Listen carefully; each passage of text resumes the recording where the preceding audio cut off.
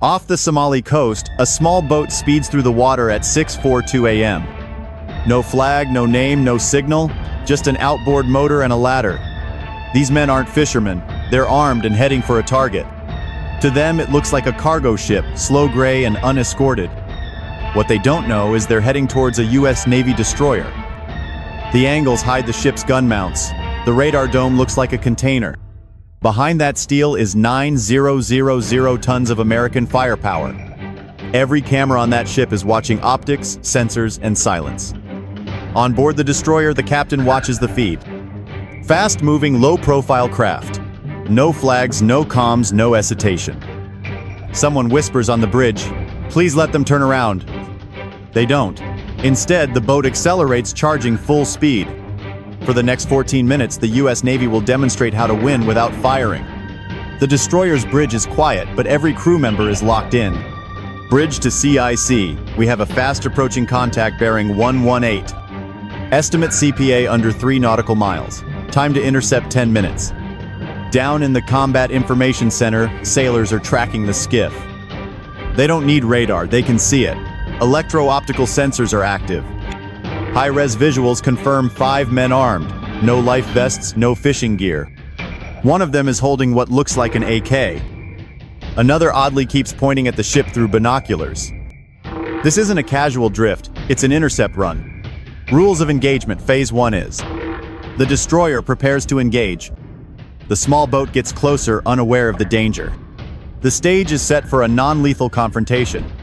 The deck officer reports a fast-approaching contact at bearing 118. CIC reports an estimated CPA of under 3 nautical miles. Electro-optical sensors confirm 5 armed men on the approaching skiff. The men lack life vests, and one is pointing at the ship through binoculars. This is no casual drift, it's an intercept run. Rules of engagement Phase 1 declared. Cameras track the boat's every move as electronic warfare systems scan. The 50 caliber stations remain unmanned, but crews are alerted and waiting. The captain orders, maintain course, no aggressive action, let them show intent. The destroyer adjusts heading by 5 degrees, a subtle, deliberate maneuver. The crew knows the drill: de-escalation unless provoked. They've seen this before. Small boats testing boundaries. Sometimes it's just fishermen drifting too close. But this feels a little coordinated.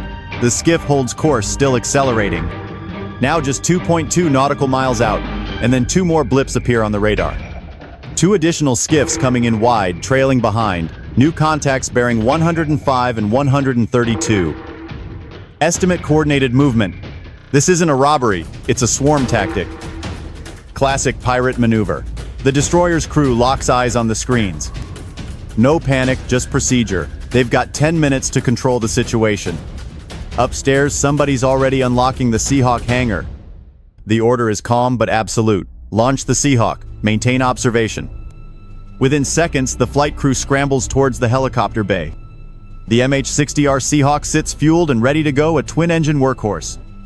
This isn't a combat loadout, just optics, radar, and enough presence to change minds. The rotors begin to spin. The Seahawk lifts off with a sharp pivot. Within 30 seconds, it's airborne and angling to intercept from the east. From the sky, the picture becomes clear: 3 skiffs in loose formation. Classic pincer spread, a coordinated approach. The MH-60R Seahawk stands ready, a marvel of engineering and firepower. This isn't a typical combat loadout, it's a mission of deterrence. The Seahawk ascends a powerful pivot into the vast expanse. From above, the scene unfolds: 3 skiffs in a loose pincer formation. Their radio silence and tight timing suggest a coordinated effort. The Seahawk's thermal camera reveals weapons, not fishing gear. This is no mere smuggling operation, it's a calculated boarding team. On the destroyer, the crew observes, recognizing the impending threat. "They think we're a freighter," one sailor remarks with grim anticipation. "They're about to meet the Navy," comes the calm, resolute reply. On cue, the Seahawk's spotlight pierces the darkness, blinding the lead skiff. Confusion erupts as the boat operator flinches, his vision obscured. Another spotlight swings, engulfing the right side skiff in its beam. 2 skiffs hesitate, caught in the blinding light, unsure of their next move. The Seahawk maintains altitude, a silent sentinel, optics locked on. No shots fired yet, the message is clear: we see you, we're faster, we're waiting. One skiff, now within striking distance, defiantly breaks formation. The skiff accelerates its wake, a testament to its reckless advance. Inside the combat center, the tension rises as the CPA narrows. 3 minutes remain to intercept a countdown to potential conflict. The destroyer responds swiftly, deploying its long-range acoustic device.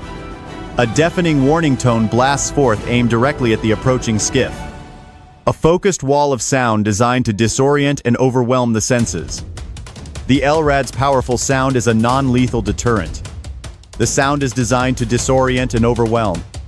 A lead skiff breaks formation, surging towards the Navy ship. The skiff's engine roars, audible even to the Seahawk crew. Inside, tension rises as the CPA drops below 1.2 nautical miles. The destroyer responds, activating its long-range acoustic device. A deafening warning tone blasts towards the skiff, disorienting the crew.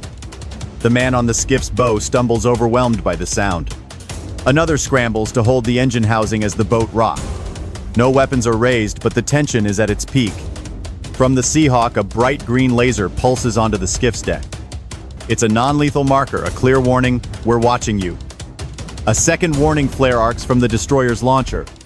The flare hisses as it falls, burning red against the pale sky. This time it works. The skiff hesitates, engine sputtering. The bow dips into a swell as one pirate raises his hands in surrender. Universal Maritime Code, no threat. The second skiff pulls away. Only one skiff remains, holding position 2000 meters out. They haven't advanced, haven't retreated, just waiting to see. The destroyer doesn't blink, cameras locked, systems tracking. The message has landed. This is not an easy target. One skiff is drifting, one is running, and one is thinking hard.